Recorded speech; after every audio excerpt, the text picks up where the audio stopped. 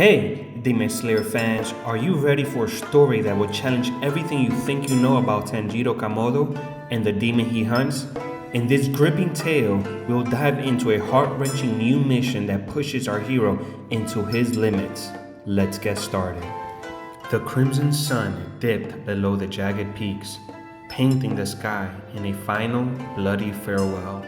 Tanjiro Kamado, his checkered haori fluttering in the wind, felt a familiar ache settle in his bones, the exhaustion that came with relentless pursuit. He had been tracking a demon for 3 days, a creature of shadow and malice that preyed on the frail hope of remote villages. The trail was faint, a whisper of a scent on the wind, but it was enough.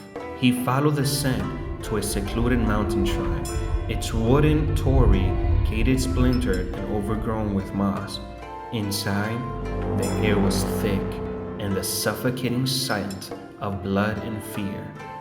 This wasn't just a demon's lair, it was a mausoleum. Scattered among the fallen lanterns and shattered offerings were remnants of the village's last harvest, withered vegetables, a broken doll, and a child's wooden flute. The demon had not just killed, it had savored its destruction. As Tanjiro stepped into the clearing, the air shimmered and a figure colosseated from the shadows. It was a demon unlike any he had faced before. It had no grotesque horns or razor-sharp claws. Instead, it was a beautiful young woman with long, black hair and a kimono the color of twilight. Her eyes, however, were not human.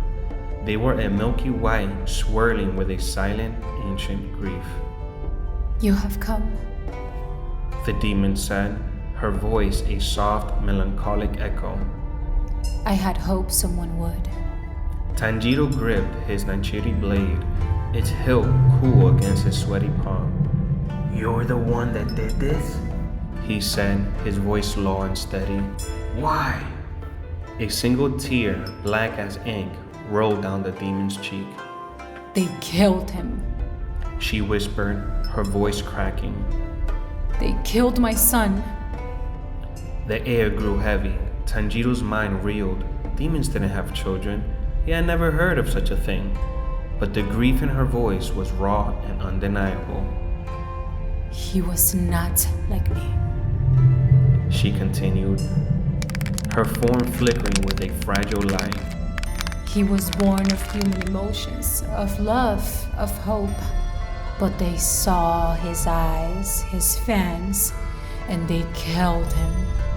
They killed the last good thing in my life.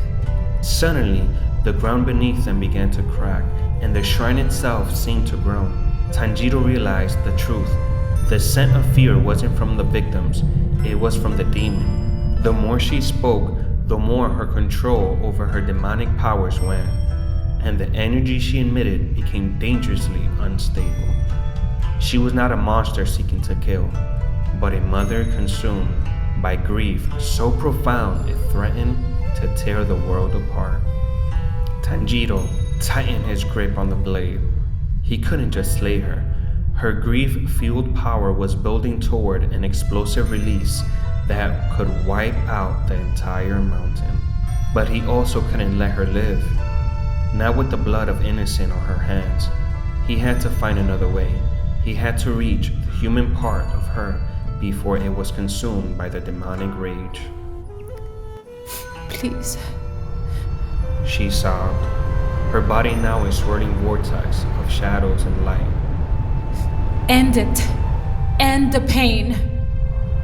Tanjiro closed his eyes, his breathing slowing to a calm, steady rhythm. He wasn't just a swordsman, he was a human who had known loss, who had felt the weight of grief. He knew this feeling, this emptiness, this despair. He drew a breath, focusing not on his blade, but on his heart.